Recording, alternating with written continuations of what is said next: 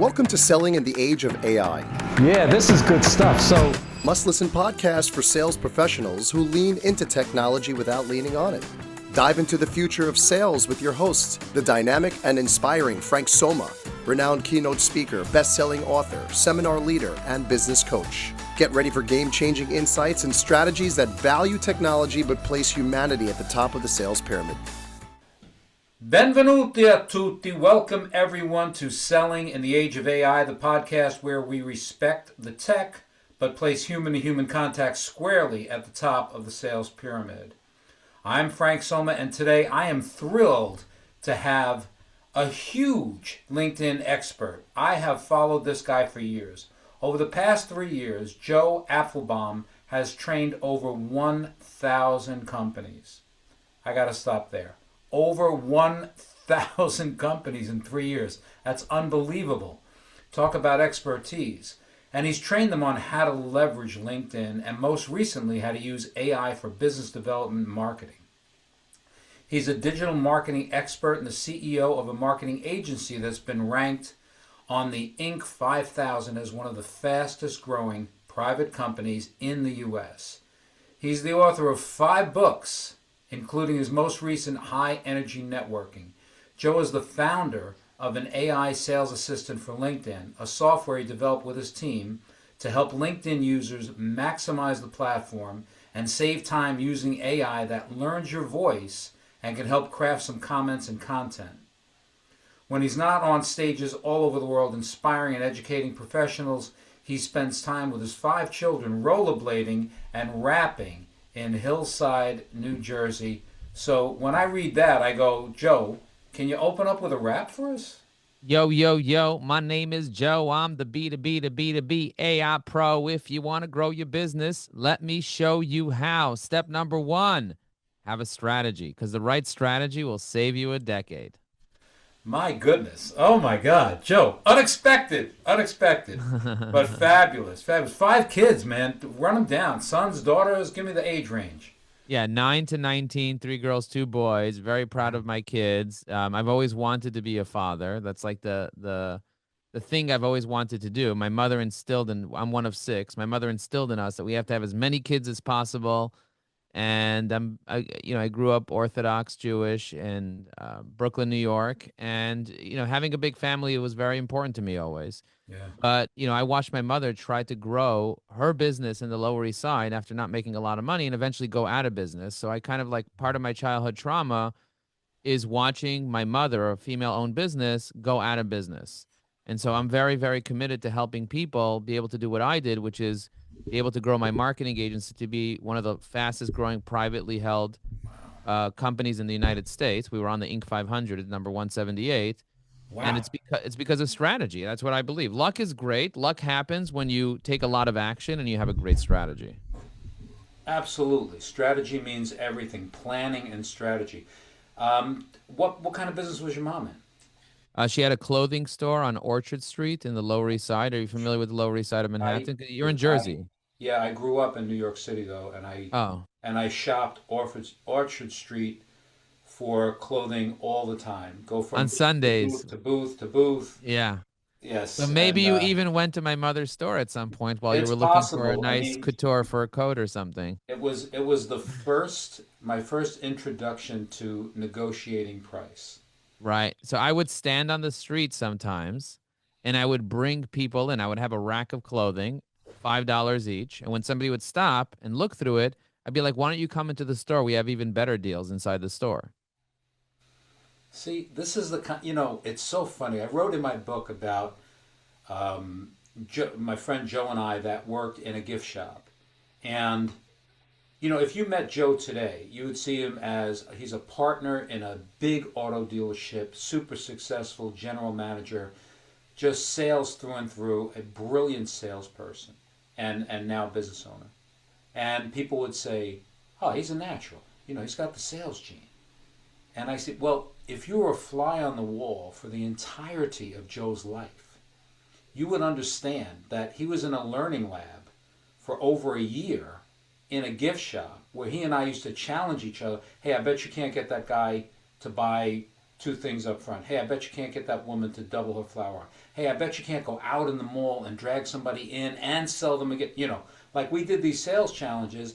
So what you're saying is reminiscent of that. You cut your teeth on meeting people, introducing yourself, and then asking a closing question, getting them to come in and buy something. I mean, think about what that did in your formative years. So people would meet you today and say, boy, this guy's a natural. But they don't understand that, all of this stuff happened in your lifetime that led you to be the expert you are today. But I still did not even know for the next 20 years that I was afraid of public speaking. I was afraid of doing podcasts. I was afraid of putting myself out there. I didn't want my photo online. I was like, I don't want anyone to see me. I put a picture of an apple instead of putting my picture online, or I Oh, put a wow. picture of a cheetah. I didn't know then that my spirit animal is a cheetah, Oh, wow. but now I know that my spirit animal is a cheetah. And but at the end of the day, for me, it's about connecting with people, building relationships. That was always something that was important to me, Uh-huh. like getting to know people. And so yeah, I mean what I tell people is if you want more sales from LinkedIn, it's about having conversations, not connecting and pitching, or as you say, showing up and throwing up. I say you got to show up consistently, and then you got to follow up with value. Value first, like you said, date me first, buy me flowers first. Right. How do you buy flowers on LinkedIn to people? Is you can compliment them. You could provide them with invitations to things. So, for example, leaving a comment on a post. I saw that you posted a day ago about the most important decision in your life, Right. and I left you a thoughtful comment. I said, Frank, your reminder touches the core of true meaning of success. Giving 100% isn't just effort, but heart. Connecting authentically in a time where AI can help us serve with a genuine presence. Truly inspiring to see this kind of intentional approach. So that's what I said under your post of your Right. video. Right. I was the only one that commented on the post because there are some strategies I'm going to give you to get more comments on the post. But at the end of the day, it's like now I have equity with you. Right. Now I'd added value to you. So maybe I'll also DM you on LinkedIn. I'll be like, hey, Frank, I noticed that you posted this incredible post and it really inspired me. Thanks for posting it. Right. Or maybe what I'll do is I'll take your post and I'll run it through a post review tool. I created one called postreviewtool.com, Okay. which will actually analyze your full post, and it'll score the post based on the content on the post, telling you if you have a good hook, if you have too many hashtags, if you don't have enough content or whatever, and it'll give it a score out of 100 where you're holding and it tells you all the different things you can improve on the post. So I used AI to build that out. So what I'm doing is I'm constantly using AI to improve what I do, but also to help my clients be better and do better. So there's a lot to unpack there, but what's super interesting to me, and the reason that we started this podcast, is because I had a lot of sales professionals that came to me in fear of losing their jobs because AI was all over the place and everybody's going to be replaced by AI. And what you're saying is that you're using the tool, and this is what we want to get across to professional salespeople. Listen, if you're commoditized, if you're in a business and I can replace you with point and click technology, you're out. I'm going to replace you. However, the real sales profession, the folks that understand human connection, like you said, follow up, providing interesting commentary, shepherding people through the process of buying, those are the folks that need to learn to leverage AI, Joe, in a similar way to what you're just describing to us, and their jobs will be enhanced and not in jeopardy. Is that pretty good 100%. I mean, summary? I'll give you a very clear example. If you're a sales rep, you probably are good at sales, right? You're not terrible at sales. Okay. The problem is that you're not good at getting people's contact information. So for example, if I try to connect with Frank, this guy named Frank Soma, that's my connection, I could email him, I can call him. Now he does put his email on his LinkedIn, but he doesn't have his phone number on his LinkedIn. 732-822-5990. Where can I find his phone number? So I have a technology called AI research. And when I click on, for example, Grok, Grok will go and look you up on Amazon. It'll look you up on franksoma.com. It'll look you up on dozens of different websites, and it'll compile whatever it can. It'll find you on Twitter /fsoma. It'll find you on Instagram /franksoma. It'll find you on Facebook /soma frank. It'll find you on LinkedIn, and it'll compile everything and put it for me front and center. Yeah. And me as a sales professional, I now have one button that I push, and AI does the work for me. And now I can pick up the phone and build a real relationship with you because I'm already good at sales. Here's the other thing is, if you're not good at sales, you don't understand that you need to deal with rebuttals. So you wouldn't be able to, even if you tried to do sales with AI, it wouldn't work because you go to AI and say, be better at sales. So it's going to say, speak to more people or whatever. It's not going to, but if you're a sales rep, you're going to be like, I have this specific list of rebuttals that I'm getting from this client, and I'm not sure what to say. Can you give me suggestions? Now AI is giving you suggestions to your rebuttals, but if you weren't in sales and you didn't, and you were not using AI, you wouldn't be able to even tell it what to know. That's why I'm writing a book called High Energy Prompting, because if you get really good at prompting, you can use the skills you already have to get better at your own job so that you become not replaceable. As a matter of fact, all the people that are not using AI are going to be left behind because AI is like a tool. It's an amplifier. Imagine you're a carpenter and AI was a hammer. Now, you can give a hammer to a child, it's just going to break windows, right? But if you give a hammer to a carpenter, what are you going to do with it? You know, like, what are you going to do with it? You're going to do some incredible things, like open up a can of beer. You're going to do some incredible things with the hammer. If you give it to a white collar person, they're going to use it as a paperweight. Right. They're going to use it as a piece of art. They're going to sell it, whatever they're going to do to it. But a carpenter with a hammer, you know what they're going to do with the hammer. That's insane. You give him a chisel and a hammer. So using AI, you're giving you a whole tool set for you to use your already known expertise and take it to a whole nother level. It'll help you market yourself. It'll help you ideate. It'll help you brainstorm, all that stuff. So it's essential that you become friends with the AI instead of getting scared of it and use it as a tool to help you take your life to the next level. Like, even for example, even me being on this podcast, I asked AI to give me suggestions for the interview for the Selling in the Age of AI podcast. And it told me, talk about my journey in the origin of Evie AI, talk about how Evie AI transformed sales in the AI era, talk about real world examples of success stories, talk about the challenges of AI and sales and how to overcome them, talk about the future of selling on AI, talk about personal insights and motivation. And it breaks down exactly what to say and how to say it. Now, if I was reading, you guys would be able to tell that I'm reading. I'm clearly not reading.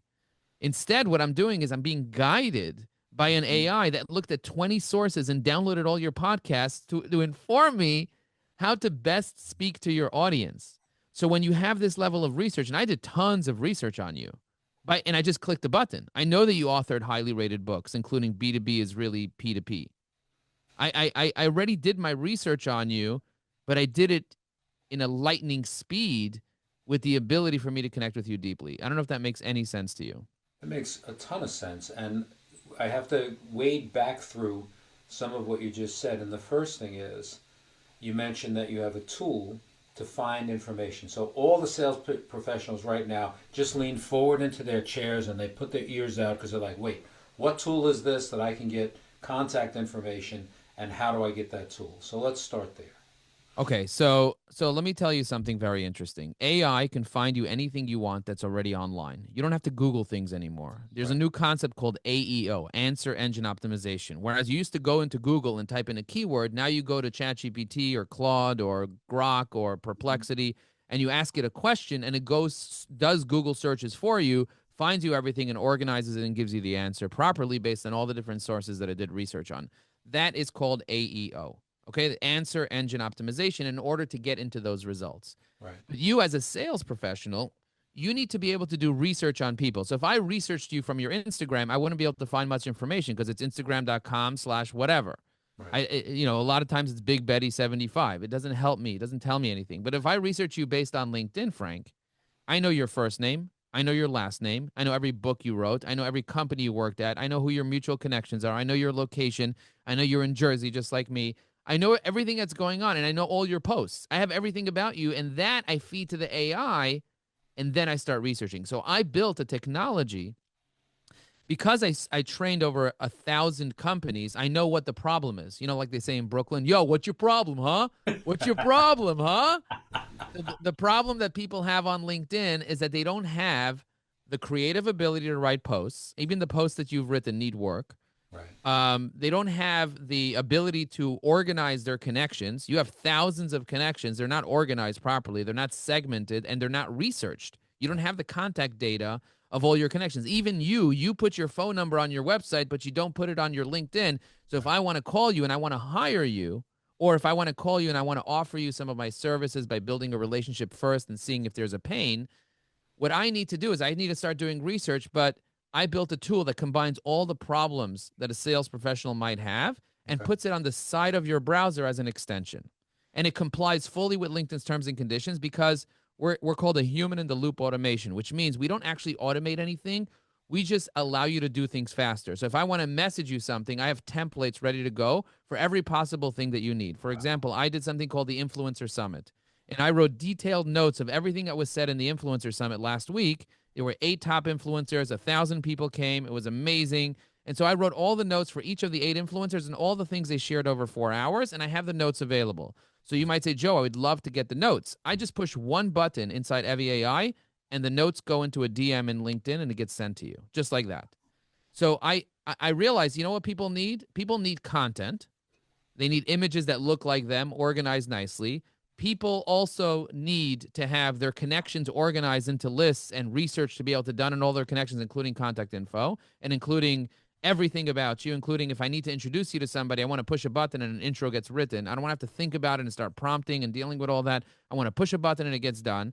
And then the third part is I want templates. I want my templates organized so I know what to say and I don't have to rely on AI. In the age of AI, when you could be more specific and not rely on AI, it's better for you not to use AI. Because I know what I want to send you. I don't want to have AI have to write it and now I have to tweak it.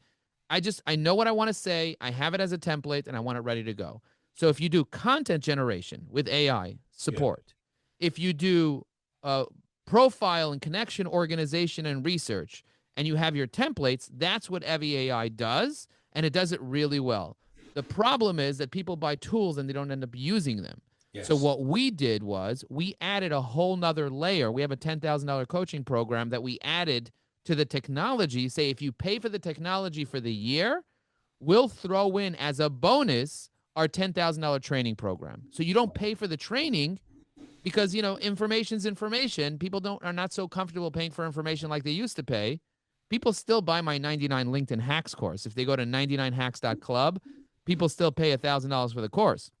But if you want our evergreen networking training system that includes frameworks, checklists, cheat sheets, scripts, it includes tons of resources and everything available for you instantly with a 9-module course, with strategy sessions that happen every month, with weekly sessions from our clients that sit down and organize events for people to get recommendations to each other, for people to do posting parties, and tech support that happens every day, twice a day to teach you how to use LinkedIn. If you want that system called the Evergreen Networking System, we include it in the software. Wow. So now you buy the software, but you get the training, you get a community of 1,600 engaged LinkedIn users that want to engage with your contents. I was going to tell you the secret of engagement.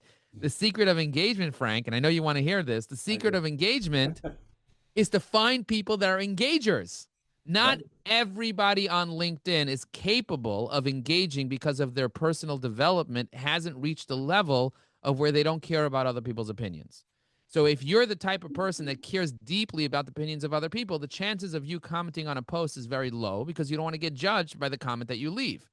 But we found people that vibe really high, that are willing to overcome their identity of trying to be special, and instead they're willing to add value by leaving comments. And we have 1,600 of those people inside a community, and then we give you access to that. Instead of charging you $12,000 for our community, which if you want to buy it separately, you can pay, you buy the software and you get the trifecta. Because I was looking at how do you create a moat for a business? You know what a moat is? No, tell me.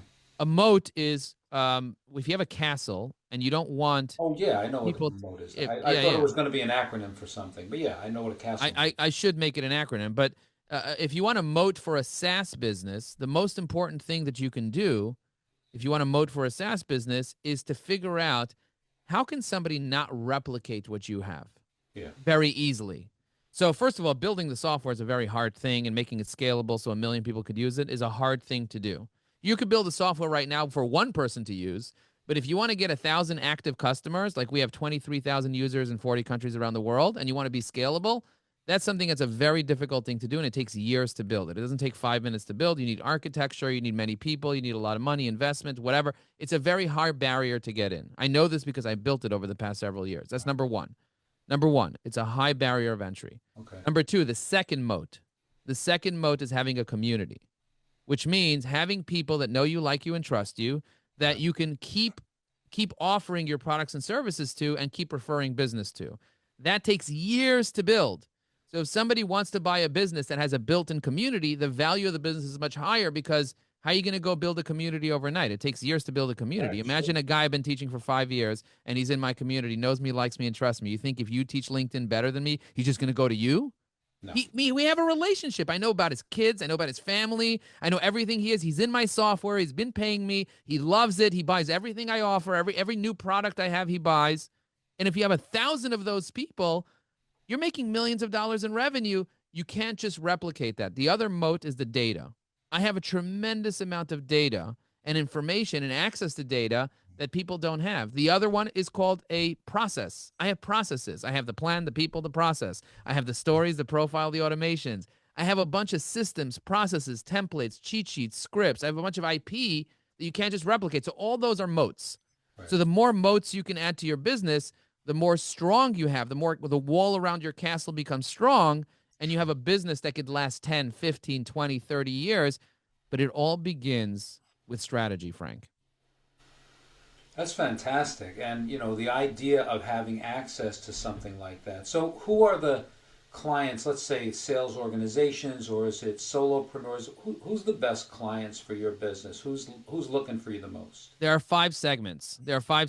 Coaches, consultants, entrepreneurs, sales professionals, and authors and speakers. Those are the 5 segments of people that are most likely to benefit. So, for example, if you're a sales rep, a B2B sales rep, you need to get on conversations with people. Sure. This tool will help you get on 5 conversations a day, every day, guaranteed. Wow. If you're a consultant, whether you're a recruiter or whether you're an outsourced CFO or an EOS implementer, if you're a lawyer, if you're a consultant, you need to network. Your best clients come from relationships, not spraying and praying, Right. or waking and baking, or showing up for 15 minutes and faking and trying to go viral. That's not how you're going to get clients. You're going to get clients by building relationships and investing 15 minutes a day on getting exposure, getting credibility, and having conversations. Those are the 3 things you need. So this is almost like a master class that I'm teaching. Yeah. I have hundreds of hours of content, and you can't get all the content in a 30-minute episode or a 45-minute episode. But if you dig into what I'm giving, the value, the community, the knowledge, the systems, the IP, the technology, all that stuff combined, I help people be able to put it all together and actually implement. That's the key word here. Because if I told you to write a post and it would take you an hour to write the post, I promise you wouldn't do it. Right. You wouldn't do it. Implementation has to be easy. There can't be a moat between me and using your system. So the implementation has to be easy. But what if I told you, click one button? We already have trained on your data. We know who you are. Click one button, and the post will be written in your voice with a hook, main points, call to action, all the best practices of LinkedIn. Right. And click another button, and an image will be generated that looks exactly like you, with your B2B is really P2P logo and everything, with your book, everything organized nicely, and you'll have an image that matches the graphic perfectly. And then you just push it into LinkedIn with one click of a button, and it just appears. And that entire process took you under 2 minutes. Wow. Would that save you time and give you the ability to now be able to promote yourself to the 2,300 people that are already following you on LinkedIn? Oh, huge. That's the key. The key is you have 2,334 people that are following you on LinkedIn, and every single one of them want to be in touch with you. The problem is that you're not posting every day. You're posting once a week. So if you're posting once a week, you're missing out, because a post expires usually after 24 hours. It stops showing up on the feed. And so if your post expires after 24 hours, sometimes it'll show longer. If you posted once a day, you would get so much more exposure than if you post once a week, once a month, or once a year. Sure. And here's the other thing is, we'll tell you who the most engaged people are on LinkedIn so that you can connect with them. And now you have, even if you only have 5,000 followers, you're getting 20, 30 likes and comments on every post, which is super valuable because instead of your post getting 20 views, it'll get 2,000 views. It'll get 1,000 views. It'll get 800 views. And our clients consistently see that. But with the tech, it saves a lot of time. So in 15 minutes, I can get done 4 hours worth of work. That's huge. So let's think about a lot of folks that listen to podcasts are sales professionals working for a big pharma company or an office automation company. So how does an individual salesperson benefit from engaging you? Or do they bring you to their company to look for the larger scale, or both? I would say it depends if the company has a technology budget. If they have a technology budget or if they have a training budget. Some companies don't have a technology budget. Some companies have a technology budget. They don't have a training budget. So it depends. If your company doesn't have a budget and you're like fend for yourself, then you pay us money. We'll get you in the door, and it's very inexpensive. It starts at like peanuts. It's a couple of cents to get started with it. It's like the price of AI has gone down so much that we charge very, very little. Okay. But if you want your company to pay for it, you might get reimbursed, and we can frame it however you want. We can frame it as training. We could frame it as content. We can frame it as data. So whichever way you want to pay for it, at the end of the day, is you could put it into whatever bucket you want. That's why we've created all these buckets, because certain companies are like, we don't pay for tech. Buy your own tech. We'll pay for training. Right. So we'll say, okay, buy the training, and we'll let you use the tech for free for now, just to kind of see how it works. Or you might say, we don't pay for training. We'll pay for tech. Okay, buy the tech, and then we'll give you training for free for now. And if the training is good and you like it, then pay for it later on if you could afford it. So one way or the other, we get you in the door. So if you're an individual sales rep, the first thing I would tell you to do is come to our free webinars. That would be the first thing. Go to eviai.com/webinar, attend our next webinar, and start learning how this tech works. Okay. I would say if I was a sales rep, I would just pay for it myself, because it's not crazy expensive. And if you're commission only, or if you're highly incentivized on commission, getting on 5 conversations a day and using this tool that you own yourself will change the game for you. And if the company's not investing in you, maybe find a company that will invest in you. If you're a good sales rep, you can sell yourself.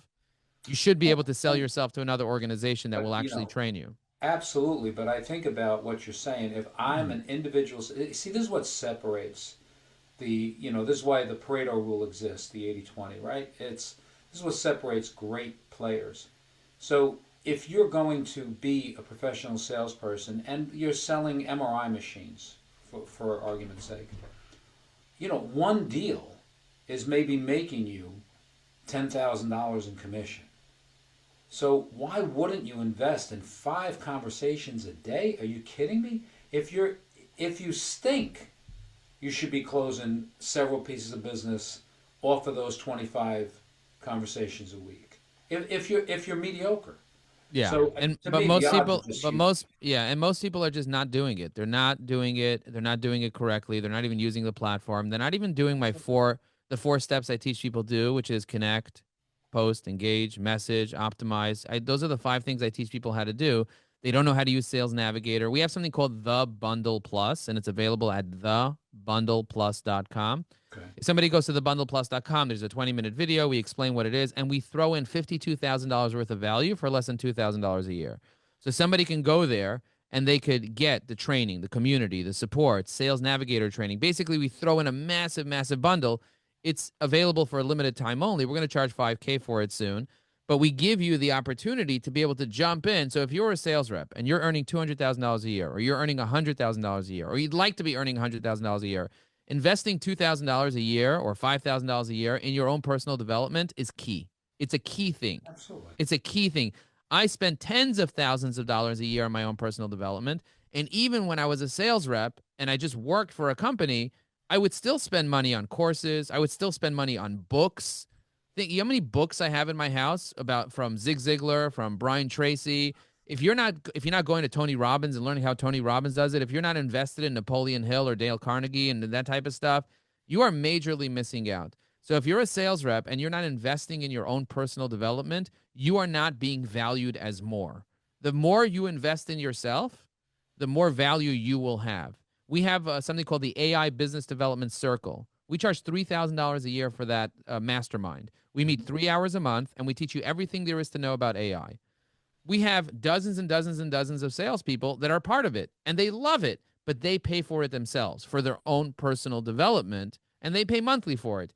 but they pay for their own personal development. They show up year after year because they're learning how to maximize AI to be more effective at writing proposals, at creating applications, web applications that save them time, lead magnets, email automations, books, podcasts. I mean, this whole podcast will be edited with AI and be published before the end of the day. Like before the end of the day, you're going to see this podcast, even before you publish it, it's going to be published by AI. Yeah. And you're going to Google your own name, Frank Soma, and it's going to come up on Twitter. It's going to come up on Facebook. It's going to come up on LinkedIn. It's going to come up on YouTube. If you have a Google alert set for your name, Frank, and I hope you do, you're going to get notified that this thing is online all over the place. And you're going to be like, damn, son, this guy Joe's on top of his game. But it's not even me. It's AI doing it. It's not even me. Learning how to use AI is a major competitive advantage. So if you want to get a new job in the age of AI, if you want to get paid more, learn how to use AI. By the way, the second the phone starts ringing and I have a prospect that I'm about to get on the phone with, I already know more about the prospect than most people that person spoke to in the past year.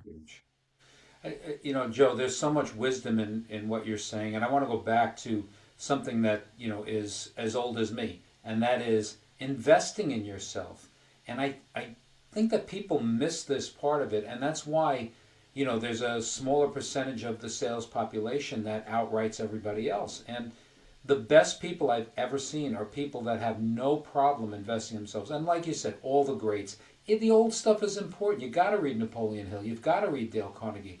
You know, these are Frank Bettger, for Pete's sake. I read the first chapter of Frank Bettger's book, How I Raised Myself from Failure to Success in Selling, at least 100 times. Just chapter 1.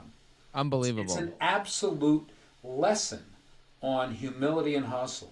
And there's a lot of wisdom in some of this old stuff. And then going forward and thinking about how you've got groups of salespeople that will subscribe monthly to become a part of something. And think about the offshoots of that. Joe, not just the knowledge. Look at the knowledge they're getting in AI, the way they're facilitating the work, the way they're going to sound better when they talk to the customers, the experience they're going to bring to the table when they speak to the customers. And on top of that, they're meeting all of these other professionals. They're part of that network.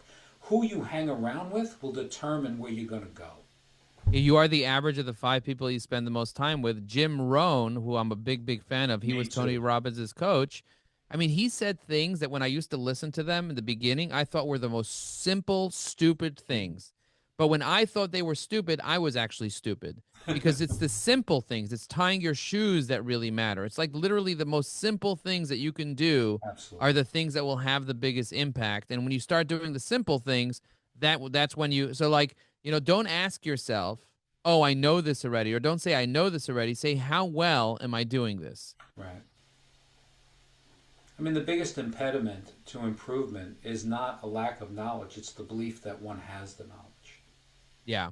Beliefs really are is. everything. Beliefs are Yeah. everything. I mean, as a sales professional, if you don't have optimized beliefs, you're never going to be successful.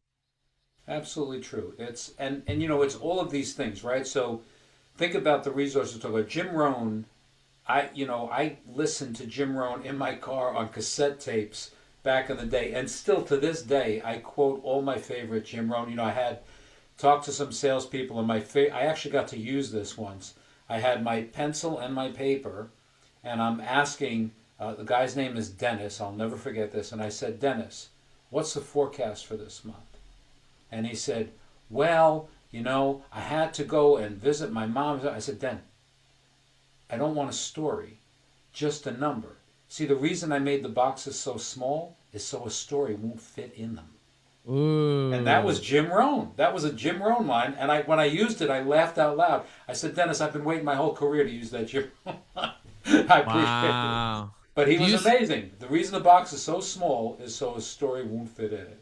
And most people don't even realize that networking is a game of personal development. Sales is a game of personal development. Professional speaking, being on podcasts is a game of personal development. I mean, I remember the first networking event that I went to.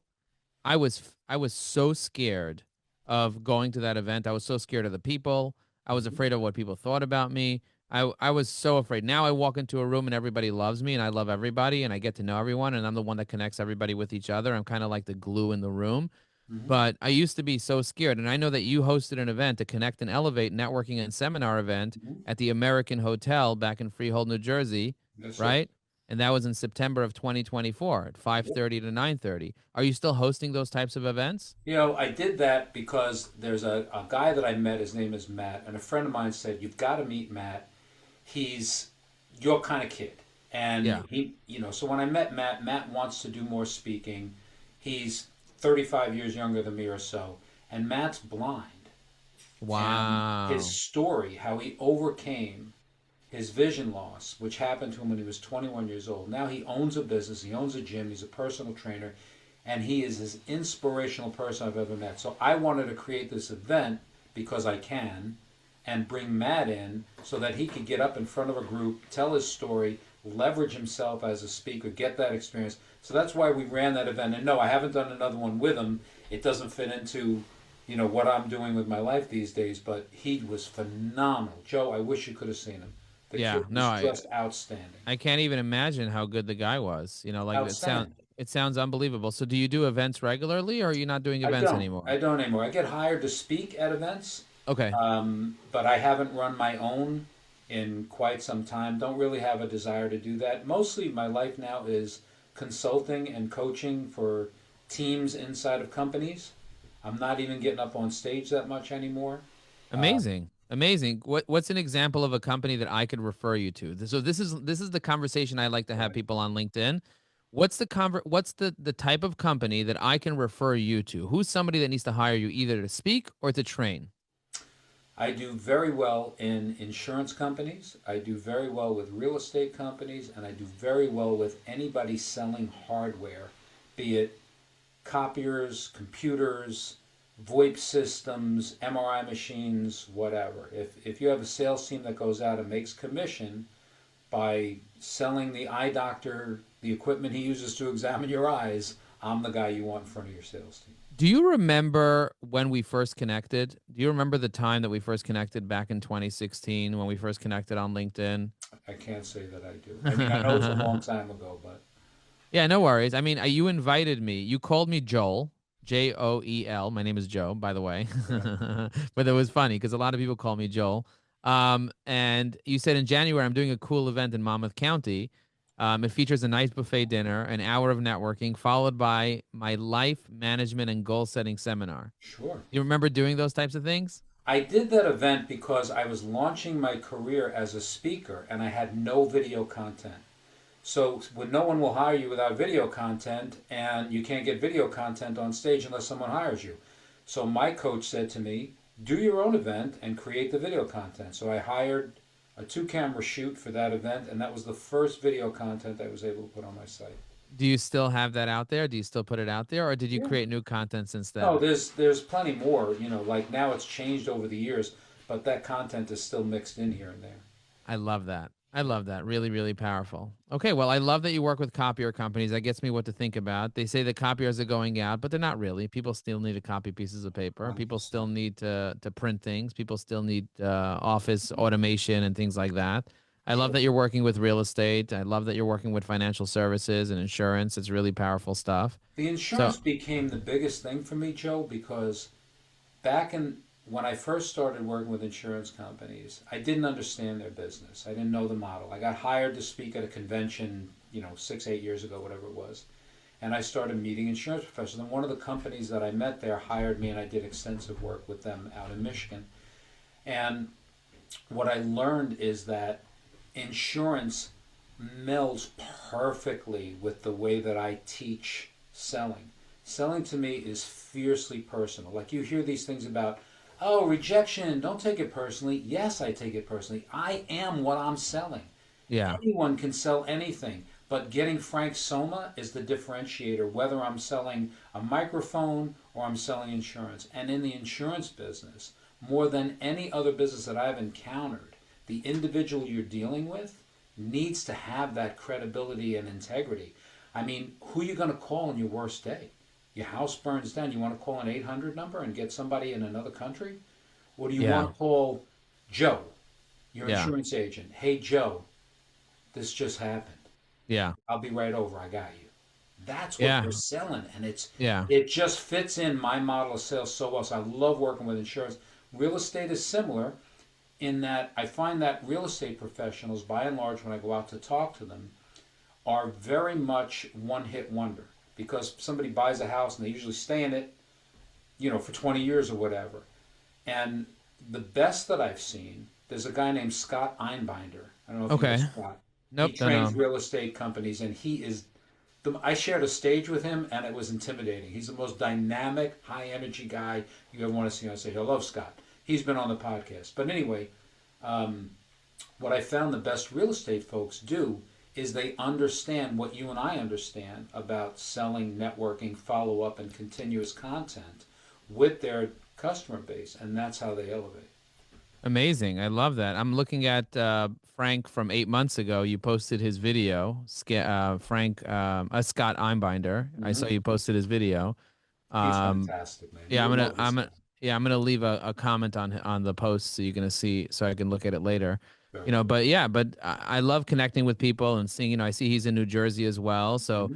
I would wonder if you would possibly be open to doing some type of event in the near future where we bring together the top minds in B2B sales and we do a small event. It doesn't have to be a massive event. It could be 30 VPs of sales Yeah. getting together in a room, and then we have three or four of us. We each invite a couple of VPs of sales, and then we have a conversation with them and build relationships with them. Would that be something that you would want to do in the near future? 100%. That would be awesome. In New Jersey, it doesn't have to be far from your house. It Yeah. could be near. It could be near Englishtown, near where Scott is, or wherever. We'll find a place. Yeah, no But we problem. should we should definitely talk about that. I think there would I be an would love. opportunity there, especially because you're so well known in the industry and you're speaking to so many people, and so is Scott.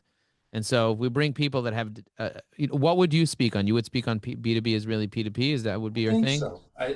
My expertise. So I'm an NLP guy, like Tony Robbins. Okay. Yep. My education NLP, and that's understanding how to communicate better with people and making. I've always said when I talk to companies and I train these so-called soft skills, Yeah. it's making better people makes better employees and salespeople. More than I don't want to teach you the old Xerox selling model and money, authority, need, and okay. What I want to teach you is that people do business with people they like, people do business with people they trust, and people do business with people who do business with them. And if you bring that forward and you authentically connect with people and you're willing to say, I can't help you with this, you've got to be confident and real. And if you're that kind of a person, you'll be wildly successful in selling, along with some other nuanced things that I'll teach. 100%. Love that. And what do you think Scott would teach? Scott's a real estate expert. His mom and dad owned a real estate company. He grew up in real estate. He teaches real estate companies all over the tri-state area. The guy is super busy, and he just understands that game. If you're a real estate agent, Scott's a guy you want in front of you. He knows that game better than anybody. Oh my God, he would really benefit from learning how to leverage LinkedIn. I'm going to send him a connection request on LinkedIn and see if he can benefit. But do you see what I'm doing here? I'm trying to find ways that we could work together. I'm trying to Sure. find ways that I could add value to you. I'm trying to find ways that people listening to this, if you're listening to this right now and you see the conversation we're having, it's so real, it's so organic, it's so Joe, instead of just taking the spotlight and trying to take and talk about my business. I'm sitting here giving Frank one leg up after another leg up after another leg up to talk about what he does, how he helps people, the industries that he's working on. You probably learned more about Frank in this episode than maybe in the 20 past interviews that he's done from other people, because Frank is so busy giving to other people, but people are not necessarily giving to him. So I want to be the type of connector that's a conduit of blessing to other people. This might be the episode that you want to promote the most from all the other episodes and get the most people to listen to, because this is the episode that you talk about yourself more than every other episode you've ever done combined, because I'm curious of ways to help you. And now people are listening to this and they're like, holy crap, we want to help Frank. And it's a super interesting interview where Joe starts off rapping and ends off giving like this motivational speech about podcasting. You know what I mean? Oh my God. I got to tell you, it really is awesome. And I will watch this episode over a couple of times just because I've enjoyed so much of what you've said. And there were so many things, like my brain was trying to hold on to some of the things that you said to circle back to. And we did on a few, and I had you explain them more and more. But there's just, you have so much knowledge and you shared so much in such a short time that, I feel like we should come back and do it again just to unpack it Amazing. more. Let's do it again. And by the way, I like running something called otter.ai, and I have it typing up Sure. everything we're saying in real time. So Hmm. if I want to go back to anything that was said, I can read it or see it in real time. I can highlight things and take notes in real time. Whereas Fireflies is great, but I don't think it Hmm. does real time typing up what you say. That's the thing I like about otter.ai versus Fireflies. Okay, Fireflies is great, but if you need a real time version of what's Yeah, being said in a room, that's a very powerful thing that allows me to be able to take things to a whole new level. So it's that's a something, great point. it's just something to think about. No, that's a great tool. When I was writing my book, I used Otter AI when I was interviewing people Yeah, because I wanted to be in the interview yeah, and focused on them and not taking, oh, they said that. And then I could exactly. go back and examine and re-examine. And I interviewed a bunch of people. I wound up selecting 4 of them for the book. And Amazing. that was a great tool for me. It really was. So thanks for mentioning that. Yeah, it's my pleasure. And by the way, if you need help with learning how to leverage LinkedIn yourself and you're enjoying this type of style, not everybody likes the rapid New Jersey style, the Brooklyn Yeah. style. Not everyone enjoys that. But if you're the type of guy that actually gets value from this and you want to be part of a community of people that will actually like and comment on your content, then we might want to talk about the Bundle Plus at some point in the future. But it's really up to whether or not you're ready to really leverage LinkedIn. You only have 2,000 followers. I'm going to give you another tip. I think this is going to blow your mind. Okay. If you have a TikTok account Hmm. and you follow someone on TikTok, for example, I'm LinkedIn Daddy on TikTok. So if you go to tiktok.com/at LinkedIn Daddy, you're going to find me there at LinkedIn.daddy, whatever. But if you go to TikTok, I don't even have my name on TikTok. And if I follow you on TikTok, you don't automatically follow me back. I follow 100 people, only 60 people follow me. But on LinkedIn, if I connect with you, Frank, Hmm. you automatically follow me.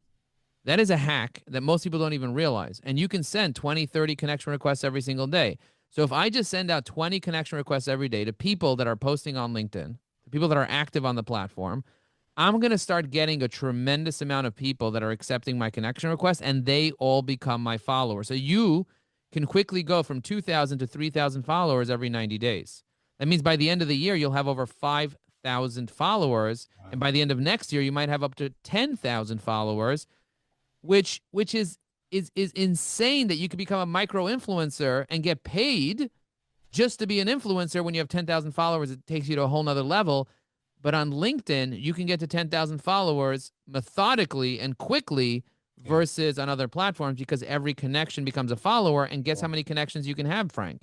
I You can don't know. have up to 30,000 connections. Wow. That means that you can add 30,000 connections and they all become your followers. I'm not saying get to 30,000, but add another 1,000 every quarter. Why not? Add another 1,000 CROs every quarter. Add another 1,000 VPs of sales every quarter in financial services, in real estate, in hardware, in copiers. I mean, you pick those industries, you go after them. They don't only have to be in New Jersey, but even if you focused on New York, New Jersey, Connecticut, you would find 1,000 in the next 90 days you Oh, can yeah. connect with. And 30, 60% of them would say yes to connect with you because you're such a dynamic guy and you have all this stuff going on, but you're not doing it. You're not doing it because it's not easy and because you don't have the strategy.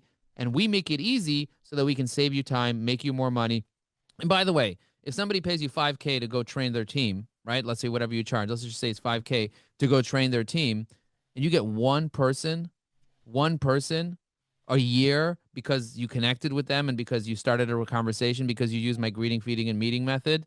I tell people never connect and pitch. Instead, use greeting, feeding, then meeting. What does greeting, feeding, and meeting mean? Greeting is first you greet them. You're like, hey, Frank, so good to see you. Loved your podcast. Amazing. Good job.